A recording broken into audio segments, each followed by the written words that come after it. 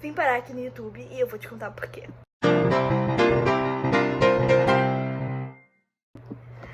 Oi, gente! Espero que esteja tudo bem com vocês.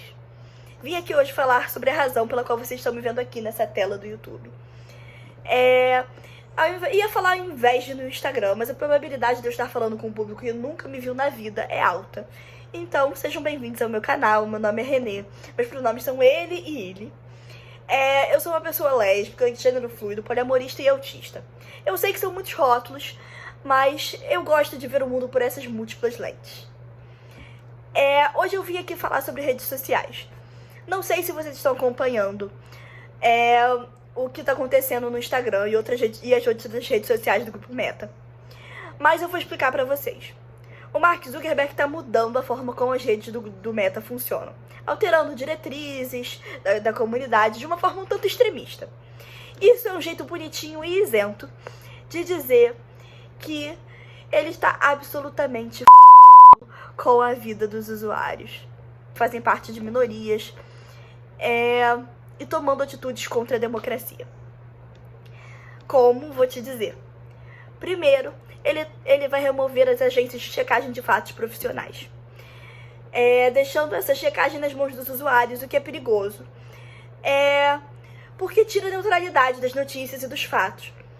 Vem a extrema-direita achar que quem concorda com eles é neutro. Novidade. Além de fazer os usuários praticamente trabalharem de graça, né? Porque o que antes era feito por uma empresa especializada, agora vai ser feito por usuários. Mas não para por aí. Também tiveram mudanças que permitem discurso de ódio nas redes. Porque agora tá liberado classificar pessoas LGBTQ+, como doentes mentais ou anormais. Vale ressaltar que a OMS também não classifica a homossexualidade como doença desde 1990. A transexualidade demorou mais um pouco, bem mais do que deveria, mas foi removida da lista de doenças em 2018. Essa mudança representa uma onda conservadora muito forte, que está chegando ou já está entre nós e algo assim.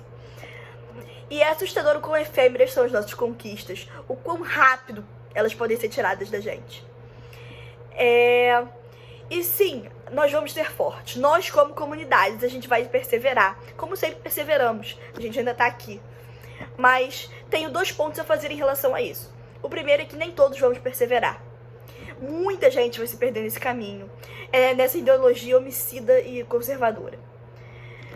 Muita gente vai cometer suicídio. Muita gente vai ser morta por crimes de ódio, por assassinato, que vão ser inspirados por esse discurso fascista.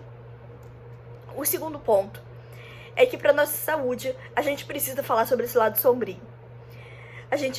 Ao invés de a gente ficar nesse discurso de vamos perseverar só nesse discurso, a gente também precisa falar sobre o fato de que a gente também sente medo, a gente sente dor, a gente sente sofrimento. E a gente precisa falar sobre essas coisas, porque senão elas não vão nos sufocar. Por isso eu vou começar dizendo: eu sinto medo. Eu costumava me sentir protegido por fazer parte de um nicho, mas é como se essa bolha tivesse estourado.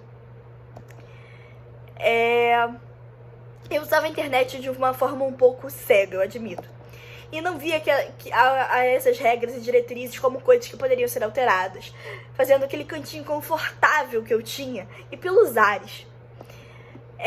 Eu sei que isso foi uma questão de sorte e que muitas pessoas nem mesmo conseguem encontrar esse nicho, esses espaços. Mas eu achei. Na verdade, eu nem achei. Eu construí esse espaço. Eu preciso acreditar que foi algo construído para acreditar que eu posso construir um espaço assim de novo. Mas enfim, por mais que saibamos que vamos perseverar, que a gente vai reconstruir nossos espaços quebrados, também precisamos nos dar o espaço de viver o luto do que foi destruído e do que a gente nem mesmo conseguiu construir. A gente vai sobreviver, mas o que a gente faz com o luto de que a gente nunca pode apenas viver? Com o luto das reações que nunca pudemos ter, porque a gente só podia ter reação. Enfim, é isso que eu tô fazendo no YouTube. Reconstruindo esses espaços quebrados, meu espaço aquariano, que era o nome original do meu projeto literário, e vivendo os lutos dos quais sou feito.